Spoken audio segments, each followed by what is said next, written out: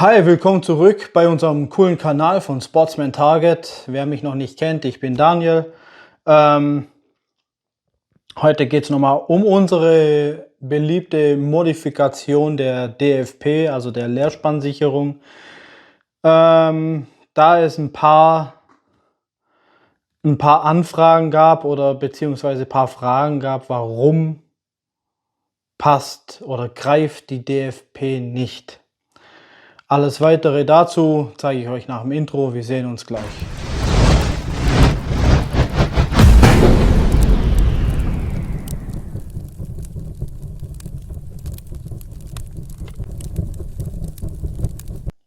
Ja, warum greift die DFP, also die Leerspannsicherung, nicht, oder warum ist die Sehne unter der DFP und.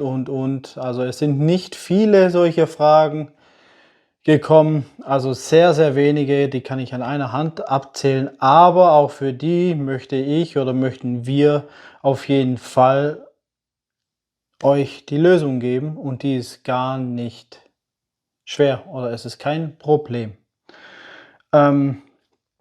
Es liegt meistens, also zu 90%, liegt es daran, dass die Sehne zu weit eingedreht ist. Ja. Die Sehne ist dann zu weit eingedreht und somit habe ich zu viel Vorspannung am Bogen und somit liegt die Sehne einfach zu weit hinten. Dann liegt die DFP auf der Sehne. Das kann ich euch jetzt in einem kleinen Beispiel kurz zeigen und noch ein paar Worte dazu sagen. Warum liegt meine DFP auf der Sehne oder warum passt sie allgemein nicht? Solche Fragen haben, wie gesagt, es sind 2, 3 Leute, die auf uns zukamen, die das Problem hatten. Und zu dem Punkt, dass die DFP, die Trockenschusssicherung, auf der Sehne liegt ganz einfach daran, dann ist die Sehne zu weit eingedreht. Es langt, wenn man die ein paar Mal eindreht, 3, 4 Mal vielleicht oder sowas, dann reicht es. Und zwar will ich euch Folgendes erklären. Ich habe hier 3 Bezugspunkte, wo ich einfach mich orientieren kann. Einmal hier und einmal an den Dämpfern selbst. Das heißt, ich muss sie so weit eindrehen, dass die Sehne zwischen 1 und 5 mm maximal ungefähr, dass da zwischendrin Luft ist, zwischen 1 und 5 mm. Hier, ich muss eine Vorspannung erzeugen, das ist ganz richtig. Das heißt ganz einfach, dass die Sehne hier nicht aufliegt. Hier liegt sie nur am Knoten minimal auf, genauso wie hier. Das ist ganz minimal, also das ist nur so eine kleine Berührung, mehr ist es nicht. Das sieht man hier, eigentlich liegt sie doch frei. Dann ist sie eigentlich perfekt eingedreht. Es gibt Videos, halten wir eigentlich davon nichts, muss aber auch nicht falsch sein. Da wird die Sehne einfach eingedreht, bis die sich zusammenkräuselt, ja. Dann liegt die Sehne auch weiter hinten. Das Problem ist, dadurch verringert sich der komplette Powerstroke.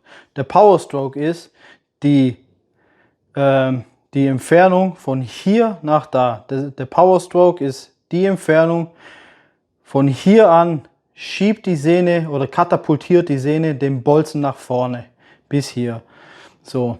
Habe ich sie perfekt eingedreht, dann habe ich auch die volle Leistung von meinem Bogen und von meiner Armbrust, die volle Power. So, ich habe hier jetzt nochmal einen Bogen direkt vorbereitet.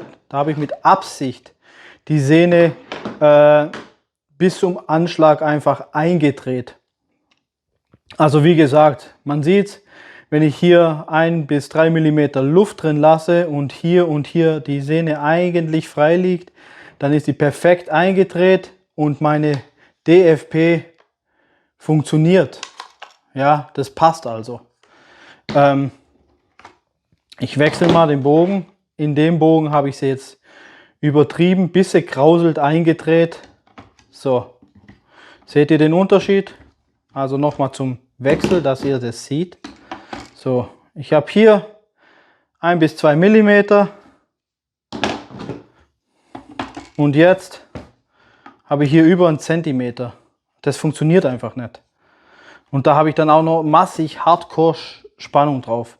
Somit ist jetzt hier weniger Power Stroke, also habe ich auch weniger Power, weniger Strecke, die die Sehne den Bolzen schiebt. Hier habe ich zu viel eingedreht, hier bekomme ich die DLP nicht zu. Ich hoffe, man erkennt es. Hier liegt einfach die DFP von uns auf der Sehne drauf. Das ist das Problem. Das ist das einzigste Problem, was 2, 3 Leute hatten, was wir aber auch gelöst haben dadurch. So, dann gab es noch ein Problem, was ich dazu auch noch sagen kann, ist, wir hatten einen Kunden, der meinte, ja, die Sehne, die liegt am Dämpfer, hat 1 mm Luft und die ist trotzdem zu weit hinten und die DFP liegt trotzdem auf der Sehne drauf.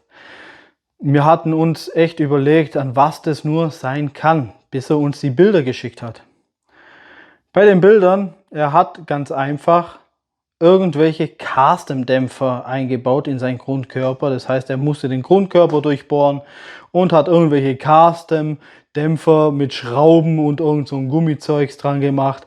Dann war natürlich der Dämpfer, hat nicht mehr das Maß gehabt, der Abstand wie beim Originalen und somit war der Dämpfer länger und war direkt schon hinten und am Anschlag dran. Das war der einzigste Fehler. Und dafür können wir nichts.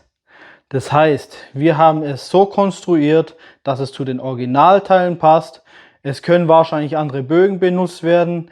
Denke ich, das wird funktionieren, wenn sie nicht mehr Vorspannung oder mehr Kurve haben als die Originalen. Dann funktionieren sie, muss man testen, kann ich aber nicht sagen.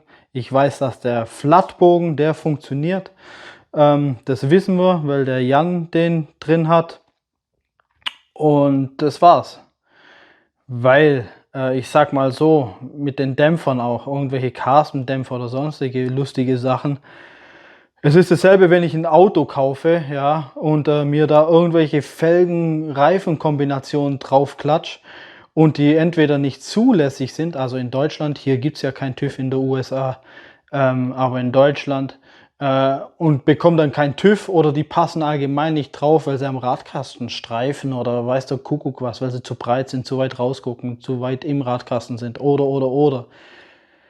Wer ist da dran schuld? Ist der Hersteller dran schuld, dass du andere Reifen drauf brauchst, wo nicht passen? Nein, man ist selber schuld und deswegen sage ich, hey, das Ding ist nach Originalbauteilen gebaut und nach den Originalbauteilen gemessen.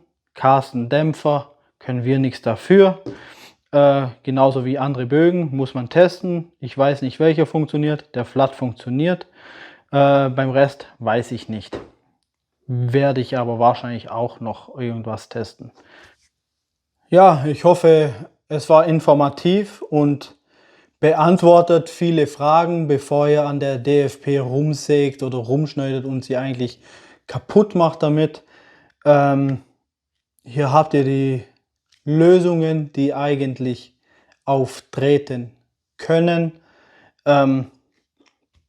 Ja, somit bedanke ich mich bei euch und wenn es euch gefallen hat, es tut nicht weh, es ist kostenlos, ihr supportet uns damit.